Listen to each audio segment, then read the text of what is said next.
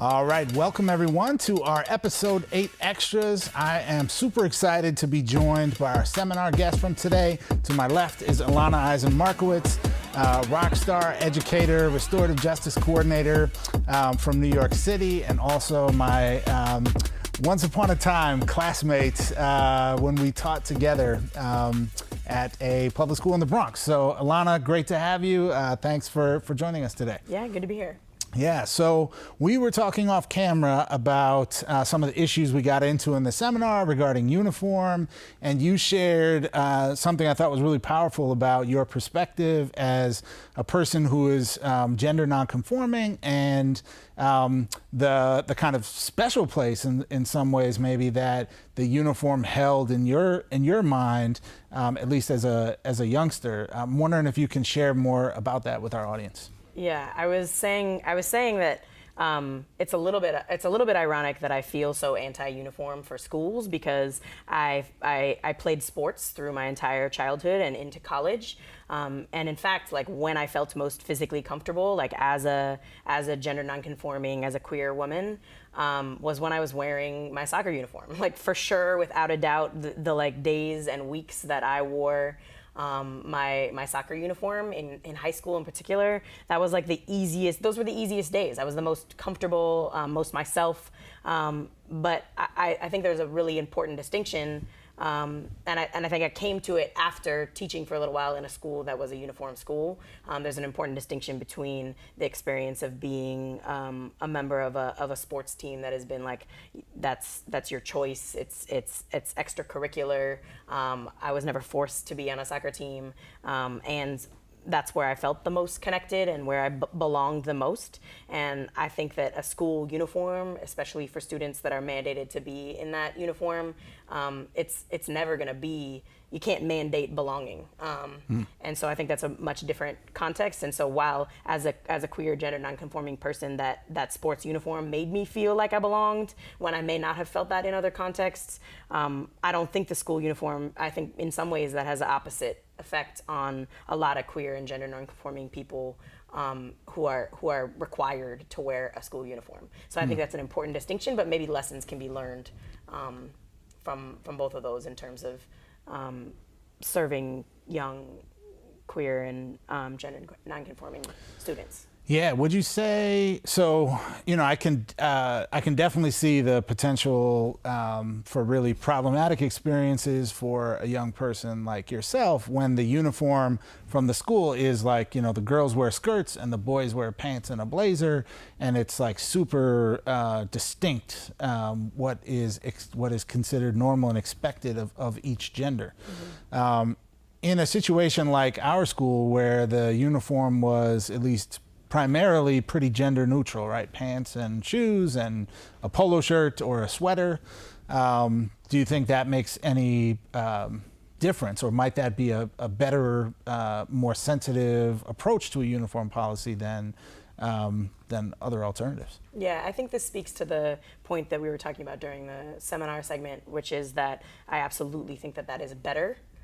That's a major improvement to just have like everybody wear the same shirt regardless of how they identify in terms of gender or how they express themselves, for sure. But I still think that you can't, that isn't going to get at that isn't going to make someone feel like they belong just because they're required to wear a particular shirt. Part of the thing that made me feel like I belonged with the soccer uniform was that it was my choice, and was that I felt so connected to my teammates. It wasn't just the uniform. Yeah.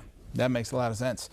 Something else we were discussing was the kind of gender dynamics involved in the being the enforcer of rules on a campus, and some of the implications of being a woman and being someone who's not physically large and imposing. Like when I step towards someone, it means something different than when you step towards someone. And I thought you had a lot of really interesting things to say about that. Maybe that you could share with our viewers. Yeah, I think I have.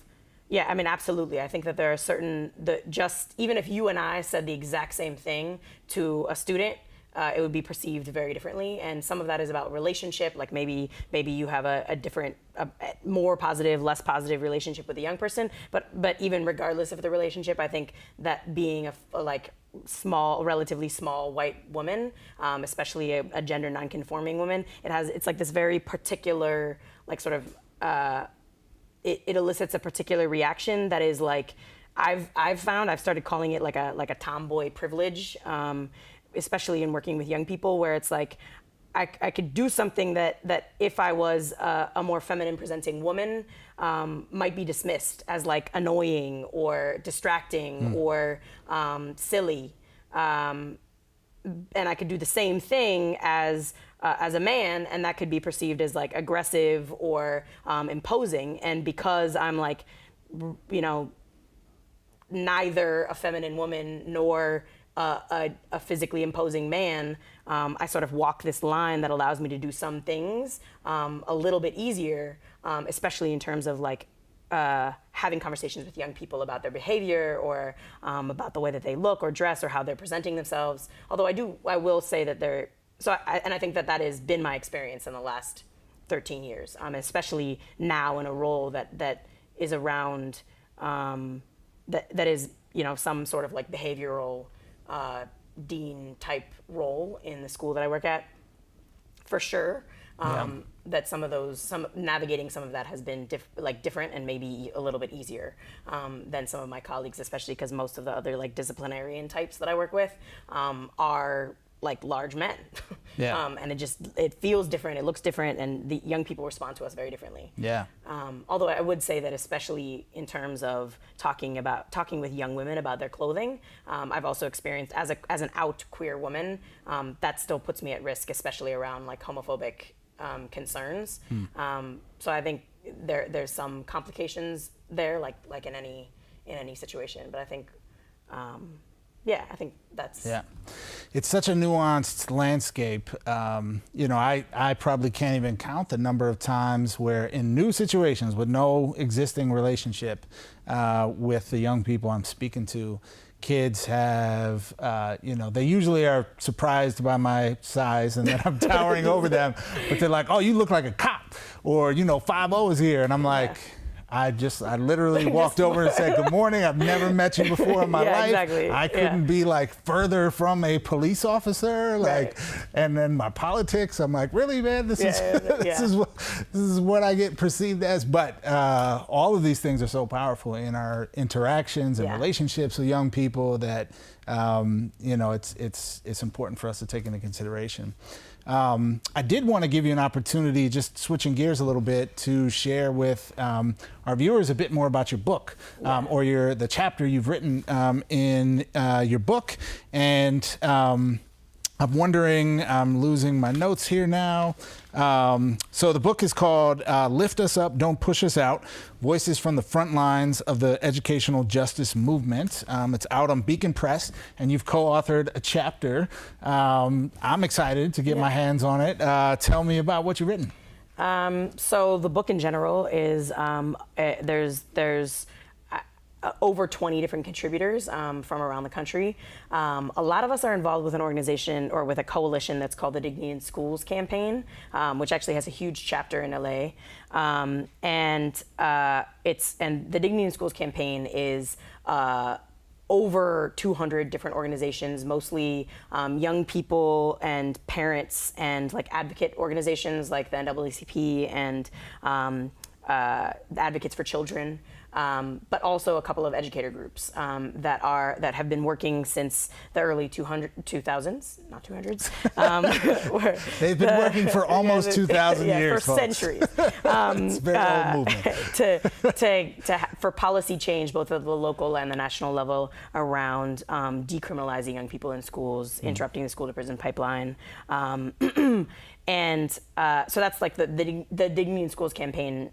That's a lot of the contributors are also part of that coalition, and the book specifically is around different folks who are working in schools or with people who are in schools to resist the criminalization of young people of color in particular. So there's actually a lot of parents who have written in the book. But my particular chapter, I co-wrote it with the executive director of an organization called Teachers Unite, which was the first teacher organization to join the Dignity in Schools campaign. And it's an independent member organization of in-school educators in New York City. And the chapter is specifically about like what Teachers Unite does to support educators to like resist criminalizing young people in our classrooms and in our schools, and also in how we have supported school sites to grow restorative justice at the school site level, even when system-wide policy doesn't support us. So I sort of tell the story a little bit of the school that I currently work at how we like came to have a restorative justice coordinator, which is the role that I have there, even though we haven't had any like financial support at all from the district. Okay. So once again, folks, the book is called Lift Us Up, Don't Push Us Out.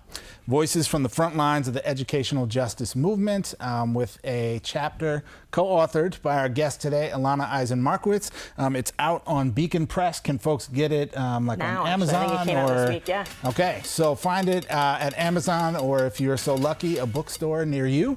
And once again, Elana, thank you so much for joining us. I think you have a tremendous amount to say, and just on a personal level, it's good to see you. Yeah, good to see you too. Thank you for having me. All right. Thanks, folks, for checking out our episode extras. Be sure to find all of our content, full episodes and everything, at AOTAshow.com. That's AOTAshow.com.